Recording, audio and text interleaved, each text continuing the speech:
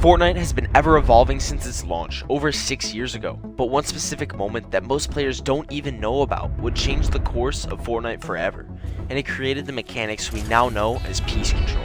And to begin, way back in 2018, Fortnite was in a very primitive stage where many people disregarded the unique mechanic that Fortnite provided, which was building, and they only really used it to traverse Fortnite's terrain and focusing more on the gunplay that Fortnite offered. The game would stay like this for a while, but with Fortnite's massive rise in popularity, there was a massive influx in players. The large amount of players would bring along many new players who would innovate the game, and young players like Mongrel would popularize the highly mechanical style of gameplay. This way of playing would favor much more building in fights in order to get the high ground over your opponent. The idea was that if you had the high ground, you would hit more headshots because you were aiming down on your opponent. This style of gameplay became popular quite rapidly and quickly forced the entire player base of Fortnite to evolve from their previous standards. Around this time, the early days of competitive Fortnite would begin, and the league of top players in the game was slowly formed. And as this group of top players formed, the game began to operate like other esports, having LAN events and a large fan base. But most importantly, like other esports, top strategies that were developed by these players were kept secrets, as to give them an advantage when they really needed it. And the most important example of this would be what we now know as piece control in its most early form. This strategy was developed by the Alpha Core friend group of pro players, which included big names like Zate, Saf, Chap, 72 Hours, and more. But one day, 72 Hours and Chap were both in the same game, way back over 5 years ago, and they would get into a build fight, and 72 Hours would accidentally cone Chap through his ramp, effectively blocking Chap from the high ground, allowing 72 Hours to retake it. They would both realize what had just happened, and they would begin practicing it from all different angles. And around this time, other people in Alpha Core would begin digging for the secret strategy that they found out.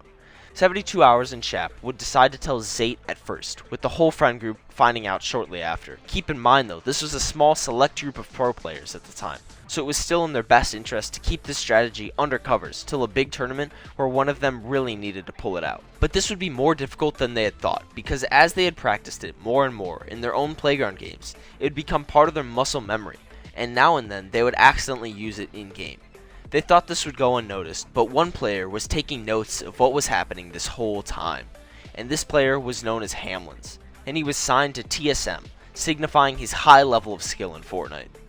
Hamlins, however, was much different than most other pro players at the time, because while still being at the top of competition, he was also one of the most popular Twitch streamers in the world at the time, where he would average over 20,000 viewers. On top of this, he also had a large audience on other platforms like YouTube. With that being said, he was extremely popular, and in early June of 2018, Hamlins would be playing a solo game on stream, and it could be argued that this was the most important Fortnite game ever played. He would be having a good game, like normal for him, but then he would get into a fight near Dusty Divot, and the player he was about to fight was one step ahead of him, or so everyone thought, because as his opponent ramped over him, Hamlins pulled out the secret strategy that would affect Fortnite in so many ways that no one at the time could have ever imagined.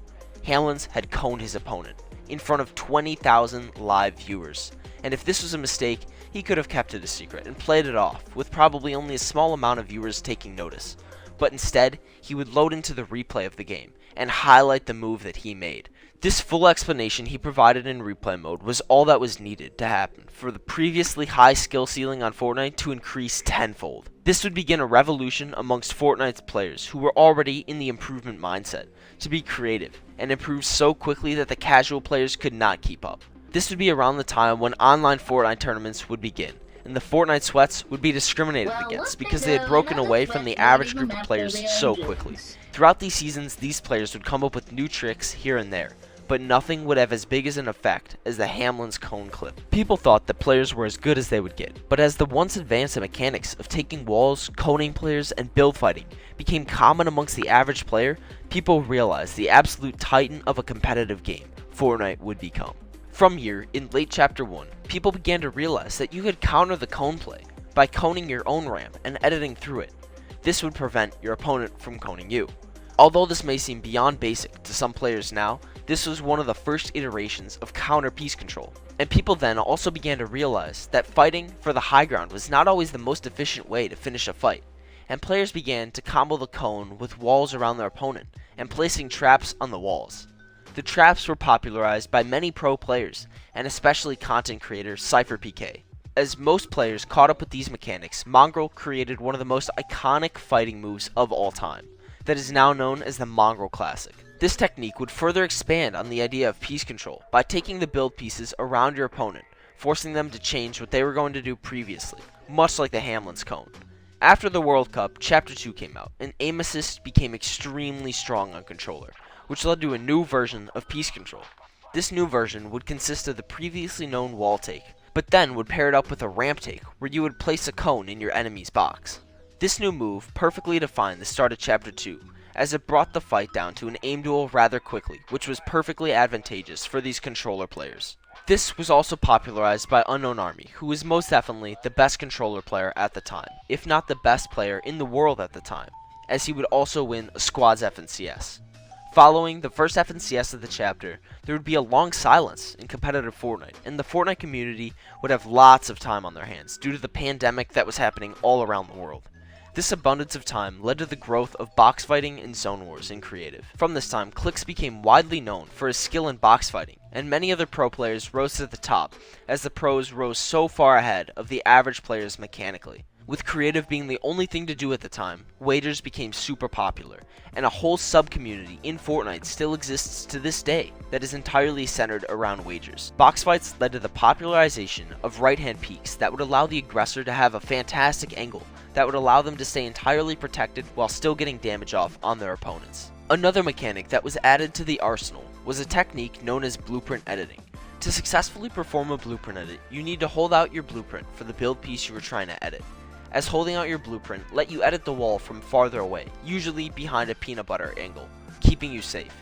As lots of players got better mechanically, tournaments would start back up with Season 2 of Chapter 2. With this would come many tournaments, and people would begin to use piece control from the top down with double edits quite frequently. During this time, there were also daily duo cups, which let people get even more practice, transferring all their creative skills over to competitive Fortnite. This time period at the start of Chapter 2 is widely known as the most mechanical progression Fortnite has ever seen. And around this time, in April of 2020, to add to this mechanical progression, a popular content creator called Raider464 would create a mechanics training map that would gain significant traction. This map would allow players to efficiently practice specific scenarios, further improving the average player by ironing out their weaknesses. As Chapter 2 progressed, players continued to progress with it, and around this time, almost all top tier players were fully mechanically capable, but they would just need to think of new strategies to use, and they would only need to think back to the Hamlins cone to figure out pre-boxing. Pre-boxing is when you predict where your opponent will run to, and you place cones and walls right before they go there, setting up a makeshift trap where you are in full control. This would be a perfect move to use in combination with the Hamlin's cone, perfectly countering side jumps if used correctly. All of these counters being used became known as piece control, referring to the fact that you have control of the edits on the build pieces all around your opponents, giving you various opportunities to take out your enemy. Once the term piece control was coined and became popular amongst players, it was heavily pushed out through content creators such as Jarian. Many guides were made on how to use these new strategies, and many players began to learn some of the most complicated fighting maneuvers. Heading into Chapter 3, players only continued to improve, and the general strategies of piece control became more refined to give better angles and help end fights faster. And around mid-Chapter 3, the true effects of Hamlin's singular cone began to shine through, as the tempo of fights had seen a total change since Chapter 1. Now, players would play much more patiently, waiting in boxes for their opponents to make a mistake, whereas earlier in Fortnite, both players would just aggressively fight for the high ground. This new highly mechanical and patient style of fighting continued throughout the chapter, and only furthered the skill gap between the average player and competitive players. Much stayed the same as far as piece control goes heading into Chapter 4, but players had just become so much more efficient in using it. And piece control began to be used to cut off options from opponents in fights, and not so much just to get the elimination. This was in part due to the fact that the players now knew what was coming, and no longer fell for the perfect scenarios that would lead them into getting full boxed. Piece control became a vital part of fighting as a team, and it was used to create space that could be fallen back into during fights, which became very popular because the competitive game mode would be duos for the foreseeable future.